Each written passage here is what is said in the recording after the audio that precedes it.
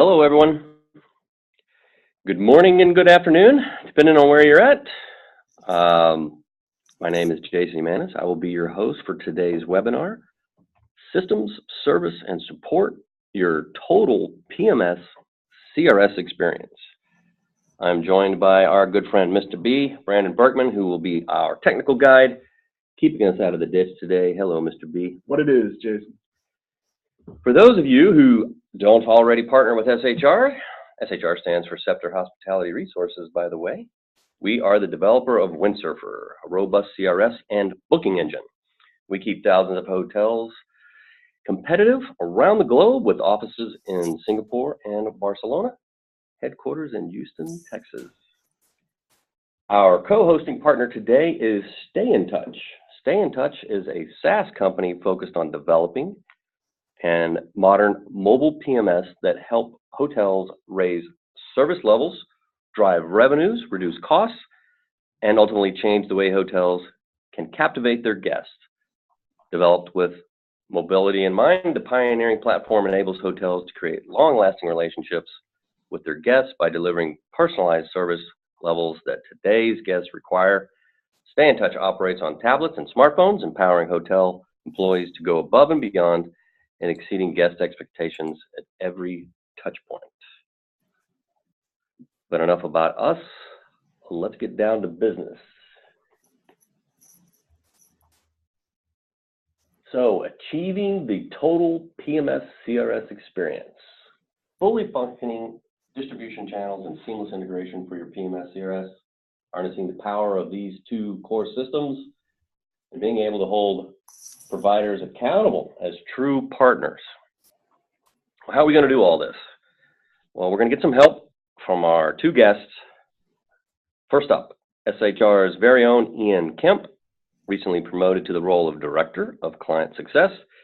He is focused on providing the absolute best guidance and support to his team to ensure all the SHR's clients are able to maximize their usage of and benefit from the Windsurfer CRS platform. Ian brings with him a wealth of hospitality experience, including having worked for Expedia as part of their market management team and as a front office manager at the 1,000-room Omni Dallas Hotel. Hello, Ian. Hey, thanks for having me. You bet. Glad to have you in Houston, out of Dallas. For those of you who aren't familiar, there's always that thing between Houston and Dallas, but we won't get into it. Next, let me introduce to you Chelsea Madden. With 12 years of rich sales management experience and 3 years of focused client success management, Chelsea's goal is to always be customer-centric.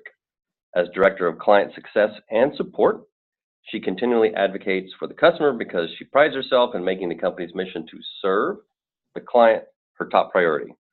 Her 3 key ingredients for client success: aligned goals, adoption of growth, and constant awareness. Hello, Chelsea. Hi, thanks for having me. Thank you for being here. All right, Mr. B, are we going to have Q&A today? Yep. All right, so let me encourage the audience to go ahead and ask questions throughout the webinar using the Q&A panel function, and we'll address them at the end of the call during our Q&A session. Let's take a look at today's agenda. Understanding the distribution landscape to control exactly where and what products are being sold, improving communication to enhance the guest experience and your bottom line. Once you become integrated, make sure you get the most from both systems with well-defined and predictable support. And finally, your checklist of questions to ask for your best PMS CRS integration, service, and support. All right, before we really get going, I guess I faked everybody out. Let's have a polling question. If the audience wouldn't mind answering this simple question: how would you assess the integration between your PMS CRS? And while we wait on the responses, I'll ask our guests, what do you think the percentage is going to be on not integrated at all? What do you think? What's the over and under on not integrated at all? Well, that could be the reason for attending, so they can hear what they should look for moving forward. But I hope to see a lot of A's and maybe just a few B's otherwise. And I would concur. I'm hoping that we don't have any of the not integrated at all. Well, the results are starting to pour in. And what do you think, Brandon? You want to read them off?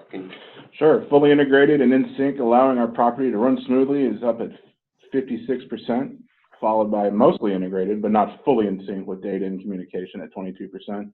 And then a tie for last place with somewhat integrated and not integrated at all.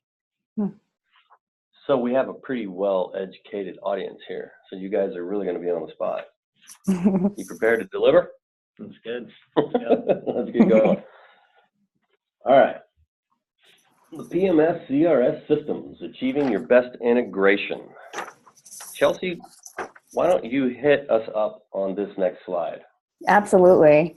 Happy to start it off here. Thanks so much for the opportunity. So first things first, a robust integration with your CRS and a PMS is absolutely mandatory for a hotel. We need each other to work. The PMS is the livelihood of the hotel. All your staff members are going to be regularly using it. The CRS is where you're getting all your reservations. So if we don't communicate regularly and actively, you're going to be missing out on potential business opportunities.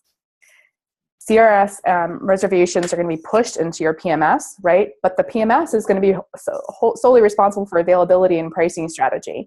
Again, if those aren't going to be communicated correctly, you're going to miss out on opportunities for increasing your ADR, as well as fully loading and staffing your hotel. A great integration is definitely going to be required from a profitability for the hotel, efficiency, and operations. And is there anything that you want to add from the CRS side? Yeah, so while you'll be working in your property management system on a daily basis, the CRS's function is truly being that main point of distribution out to the rest of the world, out to the channels that you're trying to sell on. We do see many hotels that use multiple systems to connect to the various selling channels, but our vision, or at least as a CRS company, would be that it's always best to have one system that is the sole source of inventory and rates that get pushed out to the world.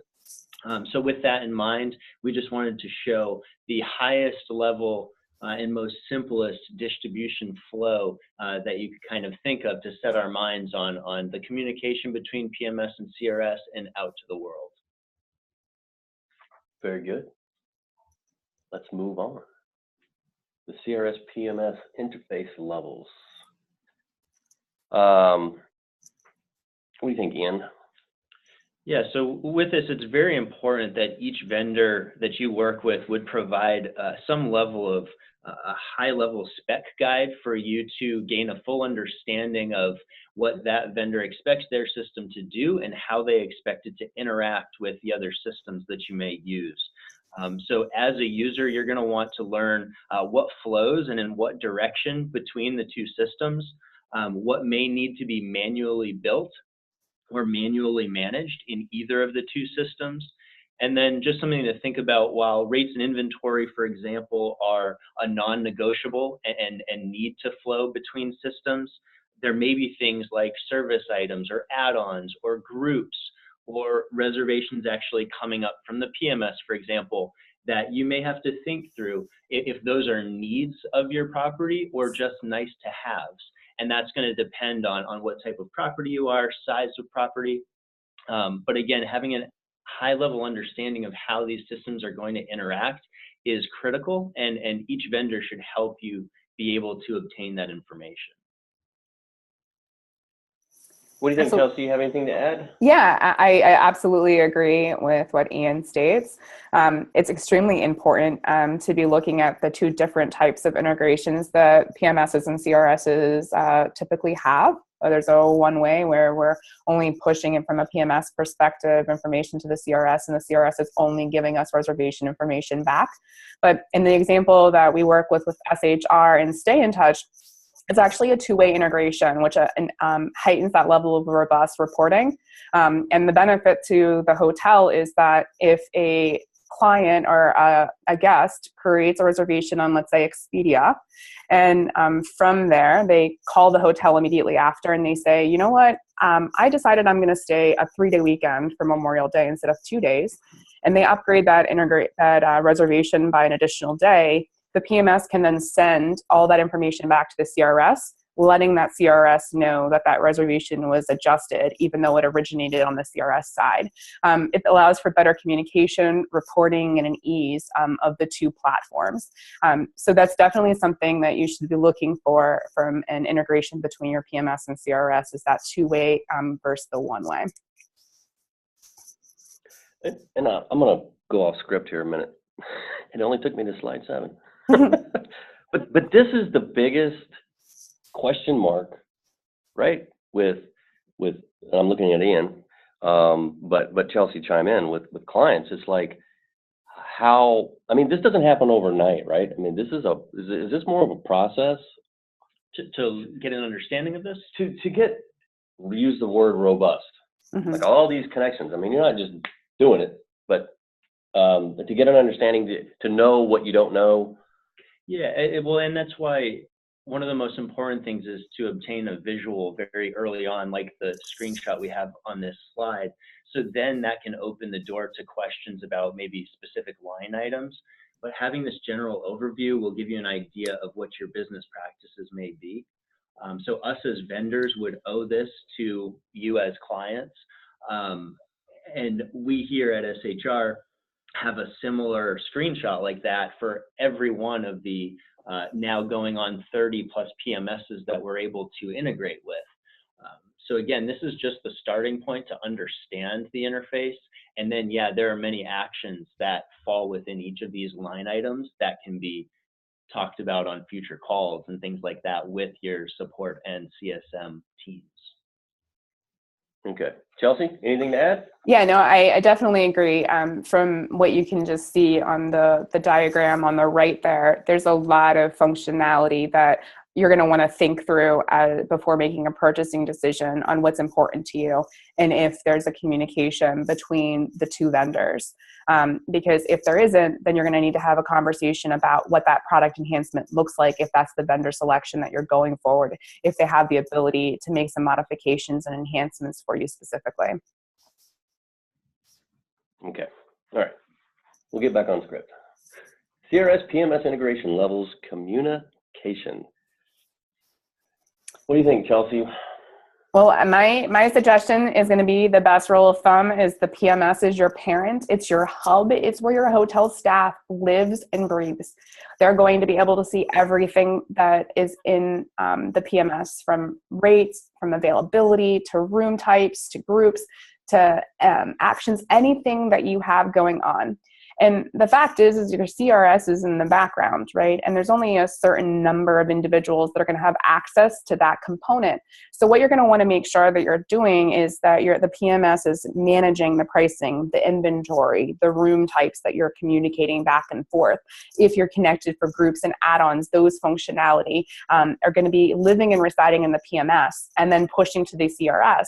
And that becomes that allows the flow of information not to be disjointed. If you're making changes in both, then there becomes a lack of communication, specifically if you're looking at a one-way integration.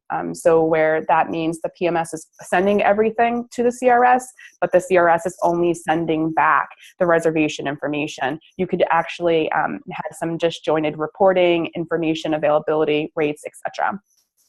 Ian, I don't know if you have any thoughts or additional comments that you'd like to add. Yeah, so while the PMS is where daily activities take place, especially for internal team members there on property, the CRS is the distribution point out to the world. So thinking about that, it's very important to put yourselves as hoteliers in the guest shoes and regularly audit and review the booking channels that you are distributing to ensure the content and what is out there to be booked is what you intend. That would mean visiting OTAs on a regular basis. That would mean auditing your website flow into your booking engine and making sure that makes sense to optimize your booking engine. If you use a call center, reviewing the call center and what rates are being sold through that platform on a regular basis. And then also a big action for the CRS is auditing the system as well. Again, to ensure that what is being pushed out to those external channels is what you intend, and then making adjustments as needed. As Chelsea stated, those adjustments may originate from the PMS, but also depending on that level of integration between the two systems, the action may need to be taken in the CRS. So both systems very equally important, just some slightly different actions that you're going to take in each one. Absolutely. For myself, for my own edification here, I mean, you're talking to two different people. I mean, one person is not managing both systems in a hotel typically, right? There may be a VP or a director of distribution or of technology that sits over these two things, but no, in a large enough hotel chain or situation, there's going to be a team that is ensuring that these things are communicating properly. Yeah, so when you're dialoguing either email or phone calls, because I know you probably have weekly with a lot of your clients, I mean, it's that team talking about a lot of this stuff. They're definitely a part of those conversations. Yeah, yes. yeah. Okay. Yeah. I don't know, it's probably obvious to everybody, but hey. All right. Next. Service. All right. Polling question number 2. Do you feel expectations for service and support for your PMS CRS integration are very well defined, somewhat defined, spotty, largely non-existent? Audience, please enlighten us. What do you guys think on this one? Chelsea. Yeah, well, I will tell you, service and support is kind of my realm. So I'm hoping for the vast majority of the audience to be in that A-B selection. And I'm pretty positive that the relationship that we have with SHR, that we definitely could be there. Yeah, one thing we didn't check for is audience members that use Windsurfer. They use Windsurfer, stay in touch. It's safe to say that. Okay, Mr. B, what's the results? What are the results? The highest we have is 70% is somewhat defined and predictable, followed by spotty and often undefined. And then at 10%, very well defined and predictable. And no votes for largely non-existent. So that's a good thing. Yeah. It's a good thing, but room for improvement, right? Yeah, absolutely. Yeah, absolutely. So the 10% must be the current CRS and stay in touch clients. All right. What resources should you discuss with your PMS and CRS provider? Chelsea, let's start with you. Yeah. So I feel like we're getting to the meat and potatoes here. I think that service and support is extremely valuable with any partnerships. And in addition to that, it should be not only with the hotel, but it should be the service and support that the vendors provide each other as well. You want to make sure that for robust integration, and Jason, you talked about like what that robust integration is, right? You want to make sure that each side has some type of dedicated resources that are going to work with the hotel to make sure that the systems are working the way that they need to be. There's lots of mapping. There's a lot of technical back and forth. And, as we were talking here a little minute ago, Ian was indicating that there are several people, there's a team that's going to be managing this PMS CRS communication. So there's a lot of cats to kind of corral. And, you want to make sure that we're all working together. So my best piece of advice that I can give you as you're evaluating vendors is that you want to make sure that they have a really good onboarding and implementations process. And that is the very beginning of your relationship, the honeymoon phase. You want to make sure that you have an installer on both sides that are going to be able to communicate and understand how each of the platforms work. You're going to make sure that they train you how to use those systems and can look for faulty fields and mapping concerns. And then you, at the end of the day, when that installation is finalized and moved forward and you're utilizing these two platforms seamlessly, you want to make sure that there's ongoing resources for you to make adjustments or retrain your staff when necessary. Being able to have an evolution and constant enhancements to continue to provide efficiency and operational excellence for your hotel. And then you also want to, the last thing that I'm going to touch on is from a support perspective, you want to be able to understand that there's best practices, that there's advocacy for you internally by your CSM and or your support team. And then most important, I believe, is the actual responsiveness and timeliness of your support. Since these two components really need a CRS and a PMS to be integrated to be very effective, you want to make sure that that communication channel doesn't break down and that the wrong information is getting out and about. And if that does happen, you want to have a timely response to your support.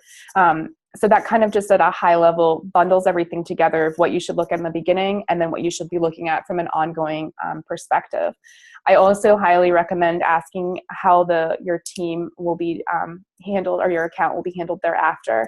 A designated customer success manager, client success manager, either of those are going to be making sure that they're your internal advocate at the vendor of your selection, and they will be able to kind of drive your business and your alignment goals, the items that you're trying to accomplish together with you, and to make sure that those things are achieved. Yeah. Anything to add? No, it goes. You got it right. Totally, that's great. It goes along with what I would view from a CRS perspective as well. And if through that implementation process and in a transition to a client success manager, if all of that has been done properly on our side, you should literally feel like the keys have been turned over to you to a platform that you understand and feel comfortable using on a daily basis. And that also opens up the ability to have future conversations about strategy and new ways to sell and better ways to sell, as opposed to always revisiting the how do I do and fill in an action. Those conversations can evolve, and the use of the system can evolve if this is done well. Agreed. Yeah, it's that saying, you want to teach somebody how to fish, right? So you want to make sure that when you finish the installation, that you have all the resources and you're confident to be able to use both of the platforms effectively so that you can continue to strategize and grow your business. Okay, so let's talk about the role of the CSM.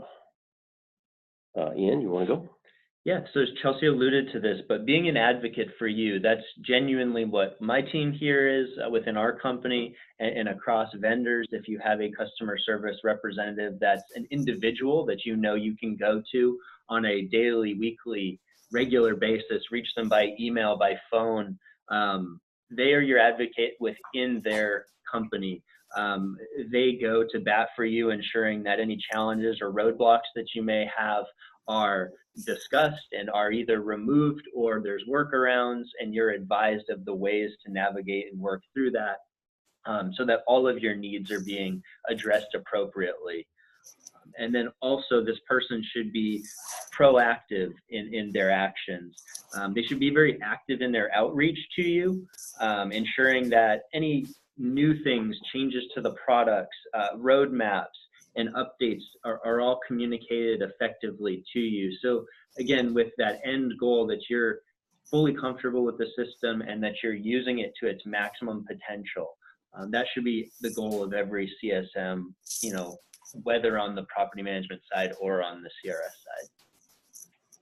Yeah. What do you think, Chelsea? Yeah, I was going to say, and playing off of that, so with my sales background, I constantly am telling my team here that not only do you want to be a problem solver, you want to be a problem creator. And what I mean by that is having that proactive relationship with your partners. You're actually uncovering things that they might not have thought were problems, but you're addressing them before they become problems.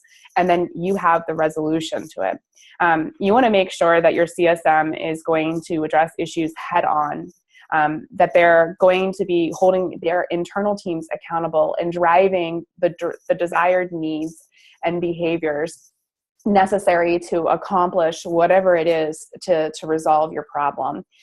You also want to make sure that that proactive relationship that you have with your CSM is also with the vendor, so that they advocate for you between the systems. So, our CSMs, as stay in touch, will communicate with any of the vendors of their integrations that we have, and on behalf of our customer, so that it takes the burden off of you, which is it's a big thing, kind of trying to figure out, who to talk to, when to talk to, and getting everybody on the same phone, on the same call, etc. And then you also want them to be a resource. And a big thing for me is with my sales background, the what's in it for me. And that comes to it from a hotelier's perspective, is why do you want to talk to your CSM? If they're just calling you to check in and see how everything's going, do you really have time for that? And most of you are probably going to say no. It's nice to have somebody just wanting to see how you're doing. But if they come to you as a resource with industry information or enhancements to the product that are going to enhance the efficiency and the operational success of your business, or if they are providing you different best practices from reporting and their own insights to other hoteliers and their operations with their CRS and PMS integrations, you want to make sure that that's all available to you as well. Very good. All right. Questions are rolling in, by the way, so let me remind the audience, feel free to use the Q&A panel to send in your question now, and we'll address it at the end. Next slide, the activities of the CMS in PMS CRS. What do you think, Chelsea? Yeah, so I'm big on making sure that the team is proactive here, but that doesn't mean that it's 100% going to be proactive. We know that there's going to be inquiries that come in on a day-to-day basis where we need to be reactionary, and I truly believe that all business that comes in today needs to be addressed today, because our clients are important, and we want to be very transparent and communicative when necessary. I also believe that depending on where you are in your life cycle with your vendors, you want to make sure that you're having regularly scheduled calls. And the value to those, that what's in it for me component, is that you want to make sure that everything is feeding through those systems correctly. And if something isn't, that it's addressed immediately. So scheduled weekly calls in the beginning, right after your installation, and then bi-weekly calls or monthly calls thereafter are ideal. And this allows you to set goals and come prepared with an agenda the CSM will provide to make sure that you're aligning on what you're looking for out of the relationship. And then I'm huge on quarterly business reviews. One of the things that Stay in Touch does is we have a mobile component to our business. And that's really a new way and concept for hoteliers, but also for my guest experience. And there's a lot of additional ancillary revenue opportunities that come from that, upsells and add-ons, etc. And making sure that you align and partner together and thinking about these goals and how to achieve them, how to make it adoptable to your teams, etc. Those components are really important. But quarterly business reviews also allow both of you to realign and engage on why the partnership is working. What are the benefits?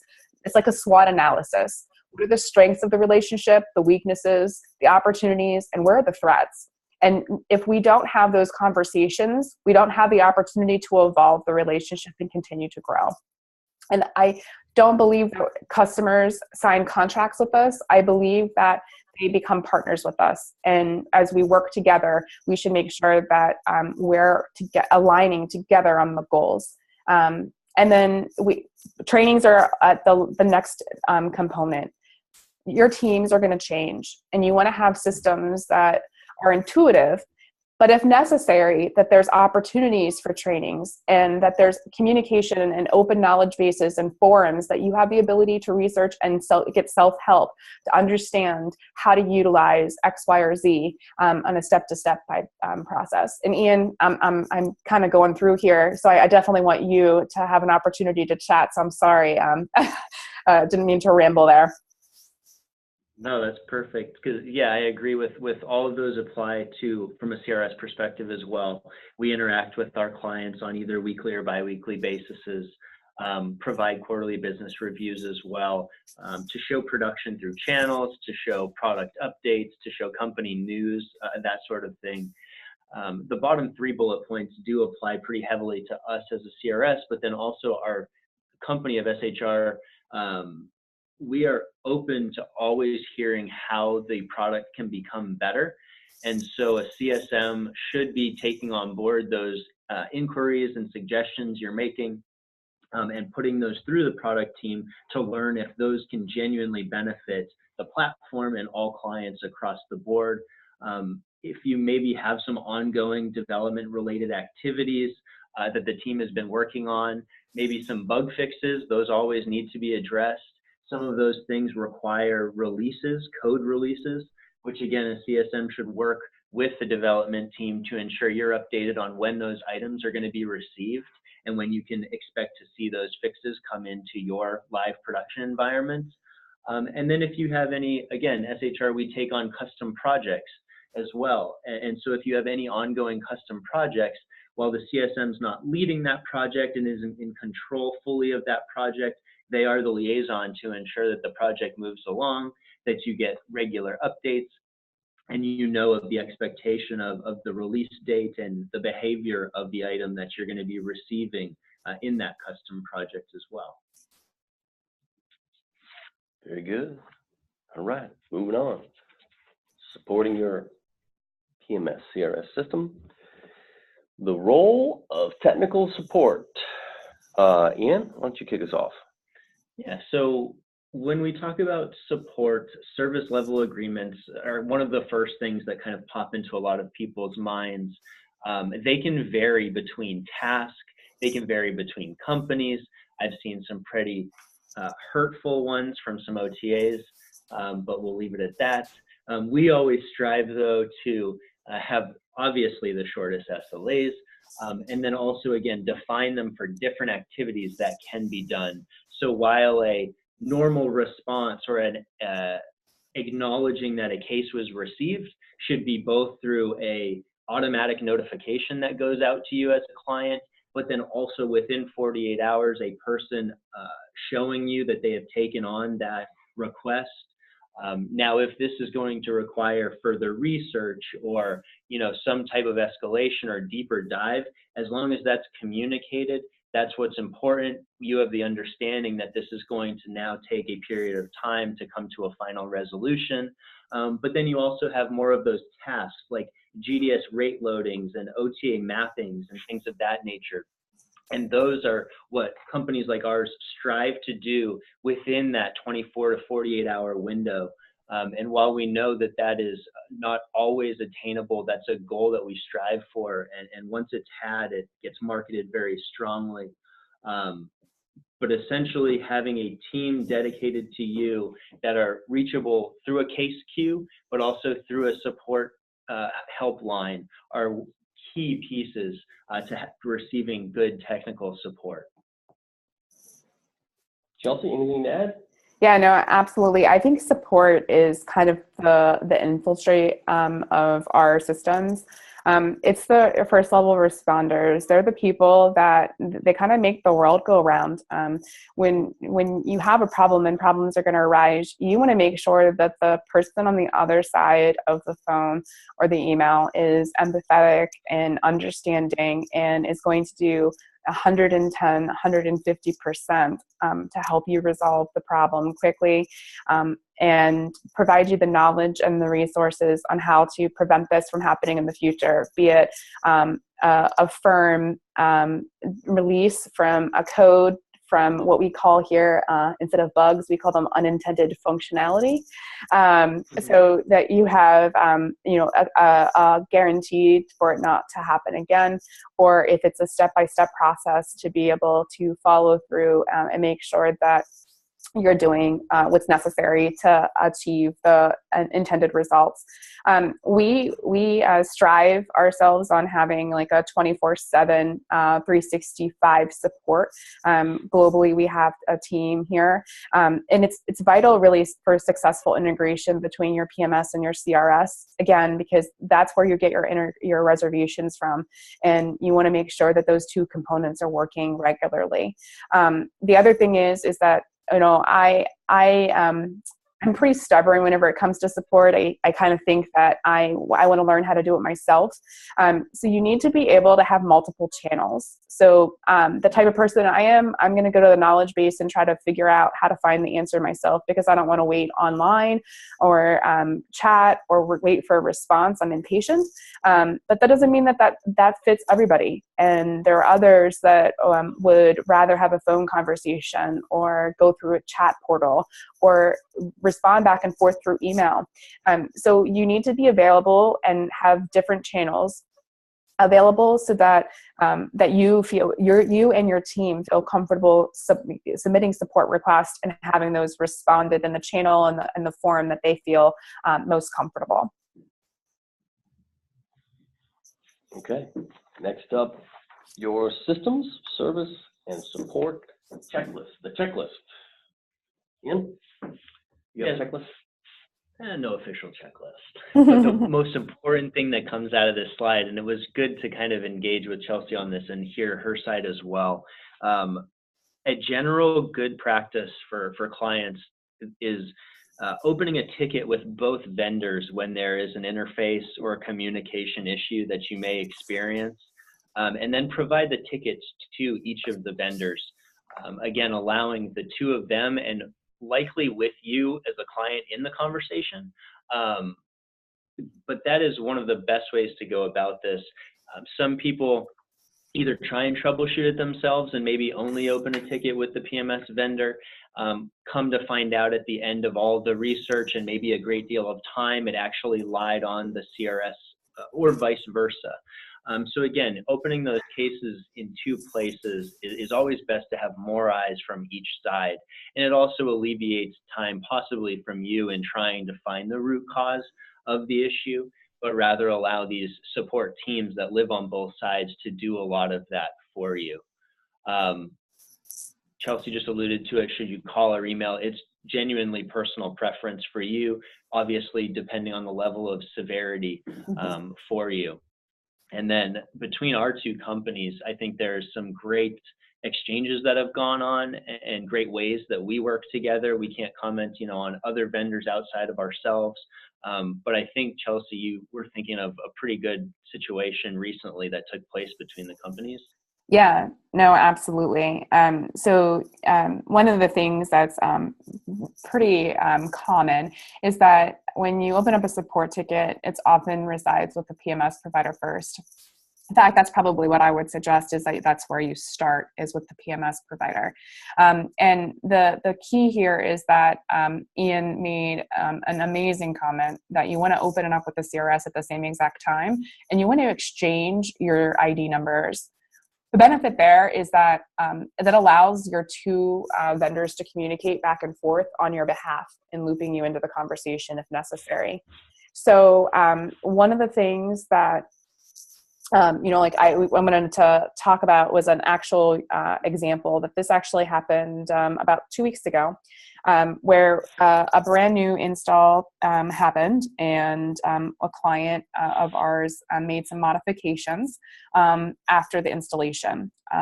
And they obviously panicked and contacted us as high priority, gave us a phone call and said, what's going on? I'm not having any market segment information coming through on my reservations, and this is skewing my reporting, and I don't know what happened. And, we calmed them down immediately, and us as on the support side from the PMS started to evaluate our logs and identified that the reason why the market segmentation wasn't coming on the reservations is that the field was blank. And what I mean by that is the mapped field was blanked. So what we did is that we had instructed the client to open up a ticket with the CRS already, and at that point we had the ticket number, and we contacted SHR on the client's behalf. And we work with SHR to do the appropriate mapping on the PMS side and on the windsurfer side. And then we did some tests to make sure that the logs were pulling correctly and everything was fine. It was resolved. Immediately after that, our CSM here called that client and said, hey, I just want to make sure that everything's okay, and do you need any changes or adjustments? Since this was something that was modified after install, we'd be happy to connect with you and provide you the resources to do that. And that was just a mistake that was made, but you want to make sure that you have that type of engagement through the flow of the process. And I think that that's just a really good example of how everything kind of falls in line with how the systems communicate, the service that's provided, and then the support that you receive with both vendors. Okay. We are reaching the end of our call. It is Q&A session time. So we have a few questions in. Number one, what if a support case is taking longer than I think it should? What should I do? You're smiling, Ian. Well, what do I do? What do I do? With many of these things, that can be the case, and so being on property and being in front of guests, I know I've had to react very quickly and in real time to situations. But anytime we talk about technology, and especially technology that, to use Chelsea's term, I think is unintended functionality, those things take more time than can be had in a front desk type of conversation with a guest or resolution. But this would be a time when it sounds like you've probably engaged technical support to the extent that you care to get updates, and now you need to move beyond that. This would be a place where I would see a client success or a customer success manager needing to become involved or step in to genuinely learn maybe the underlying items that the technical support team is working on, or how this case is being handled, so that they can then translate that for you as the hotelier, and then also, but again, be your advocate in the company to know this is your highest priority, and enable our company to work as it needs to satisfy that need of yours, and then also give you real up-to-date good information on where it's going. Yeah, Ian, I think Chelsea, anything to add? Yeah, I was just going to say, I think that, he hit the nail on the head there. It depends on the type of case that you're opening, and how much time it's actually going to take to resolve. And if it is an unintended functionality, there's the code requirements that take time not only to identify, but then to write and then to test, because you want to make sure that what we're releasing to the marketplace is in fact updated and will truly function, right? So those cases can take longer, but you should be proactively communicated that along the way. So I should say that. And if it is taking longer than you'd anticipate, you need to get your CSM engaged. You need to reach out to them and say, is there anything that you can do? And so that they can be that internal advocate for you. Very good. All right, next question. How often should I be doing audits of my systems for maximum performance? Chelsea, you want to grab that one? Yeah, so we recommend that anytime that you make any adjustments in the PMS to push to your CRS, that you do a manual audit. It doesn't have to be a robust and looking at every functionality, but you want to make sure that the information is flowing correctly, because if it's not, it could be an issues with mapping, it could be an issue with the timeliness of the sync, etc. So you want to know what is being sent out to your potential guest, and you want to make sure that you're looking at both avenues from the communication side. So I would say every time that you make modifications, you want to make sure that you're looking at the CRS to confirm those modifications were received. What do you think, Ian? Yeah, I would say there's varying levels, I would say, of auditing. So to her point, I would say definitely anytime you make a small update or change in the PMS and push it through the CRS out to your channels, doing a quick check, maybe not a full audit, but a quick check of the action that you just took to ensure that it's operating the way you would expect. It shouldn't take a lot of time, but should put you at ease that the action that you took, it was taken properly. Then either it could be a month, depending on the size of your operation, the amount of staff you have, the amount of oversight over these systems that you have, maybe a monthly or even a quarterly full audit of the system. And what I mean by that is likely running some reporting on expiring rate codes, maybe seeing if GDS mapping has changed, or the companies you work with for negotiated rates are changing, or anything like that.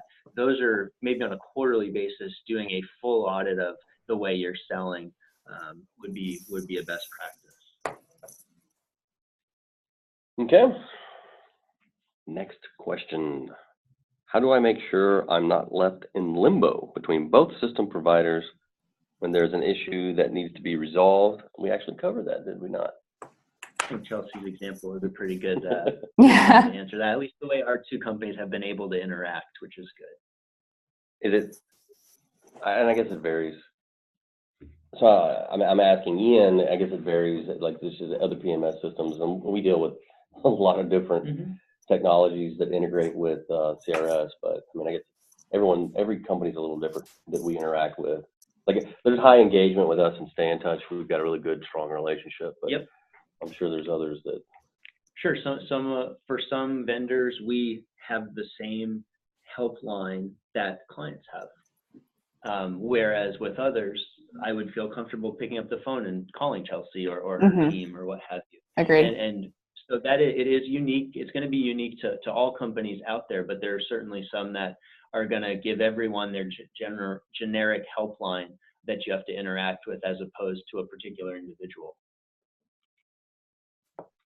Okay. Next question. Do we have access to expiring rates reports? I'm not sure who that's directed to. I can field that one first. In speaking just for the Windsurfer platform and not for any other vendor, obviously, within the reporting section of Windsurfer, there's a general tab, and then there is a rate code expired tab, which you can run for a range of dates, and it will capture rate codes that would have end dates within that period of time and allow you to either delete them from your systems or extend them or take action based upon that need. Yeah, and just to add on there, stay in touch right now. We do not have a report for expiring rates. So I don't know if that was just directed to the Windsurfer side or if that was something that you were asking about from a PMS. And I'm not sure outside of the stay in touch providers of PMS if there's reports that are available for expiring rates. Okay. Next question. What should I expect during a kickoff meeting with a new provider? Man, wow. I mean, I can. So, yeah, go ahead, Chelsea, and I'll fill in. Yeah. So I think that this is probably the thing that I love most about client experience is the kickoff. It's understanding why the decision was made, how that decision is going to be communicated internally to the teams, and really working together to make sure that that is actually operational. So, oftentimes when you're evaluating and selecting vendors, there's a team that's going to be behind that to make it what it is. And they need to understand and be communicated to how that actually works, how you should work together to get that accomplished. And you also want to make sure that you, from a kickoff perspective, that you know when trainings are going to occur. If there's somebody going to be on site, which from a PMS perspective, we 100% guarantee that we're going to have an installer on site. You also want to make sure that you have an understanding of what the goals are and the success criteria for your relationship is going to be.